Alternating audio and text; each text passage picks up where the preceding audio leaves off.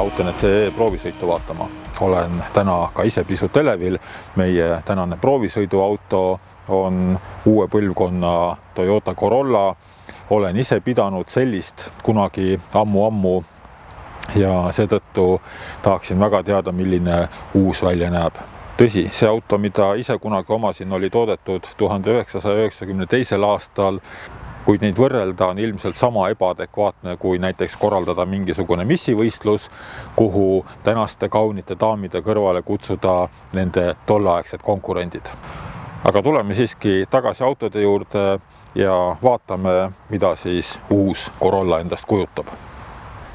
Põhimõtteliselt on siin 3 võtmeelementi. See on täiesti uus disain, madalam kere ja pikem telgede vahe. Ninaosa on Toyotadelt juba tüüpiliselt tuttav, aga see alumine osa ehk under priority, nagu seda disainikeeles nimetatakse, on tehtud veidikene soliidsem.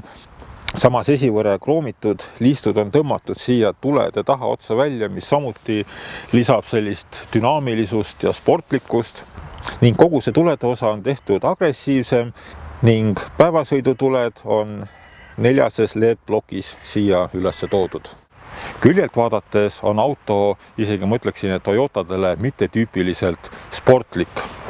Eenduvad poritiivad lisavad sellist maskuliinsust ja mehisust ja auto näeb väga heades proportsioonides välja. Viimase aja Toyotad on minu arvates üldse päris hästi disainitud ja ka Corolla pole siin mingi erand. Need tagatuled on hästi vahvad, nende vahele on tõmmatud pikk kroomliist ja muidugi on siin tuledel aerodünaamikat parandavad tiivakesed. Salong on siin mahukam, mugavam ja vaiksem. Siin põhiline stiilijoon, mis valitseb, on sirge horisontaalsus. Mulle tegelikult väga just meeldib see, et armatuurlaua peale saab autosse istudes pabereid panna. Enamike sõiduautode juures tegelikult ju armatuurlaud hakkab praktiliselt tuuleklaasi juurest alla liikuma. Ta on küll selline meeldivalt voogav, aga minu arvates täiesti ebapraktiline.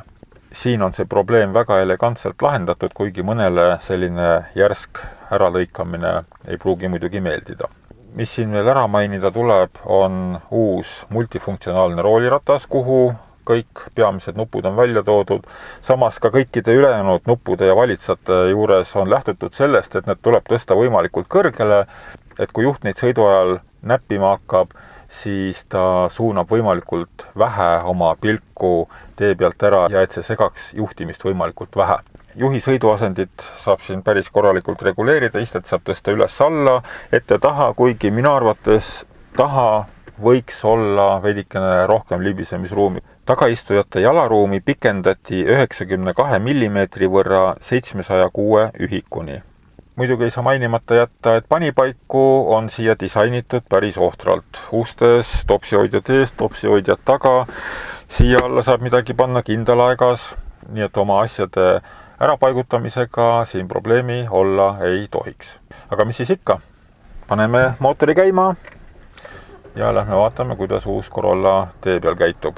Esimese asjana, mida ma siin ära mainida tahaks, et siin on olemas tavapärane käsipidur, mis talvisele sõidule annab nii mõndagi huvitavat juurde.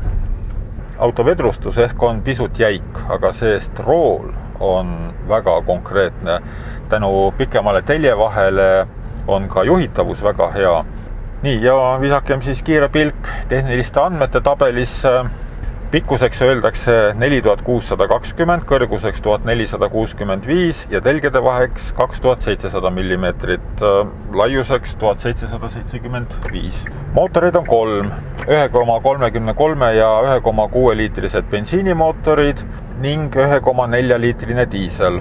Bensiinimootorite võimsused on 100 ja 132 hobujõudu ning diislivõimsuseks lubatakse 90. Niisiis selline ta meil on, uus Toyota Corolla. Päris normaalne pereauto. Meie näeme teiega juba üsna pea.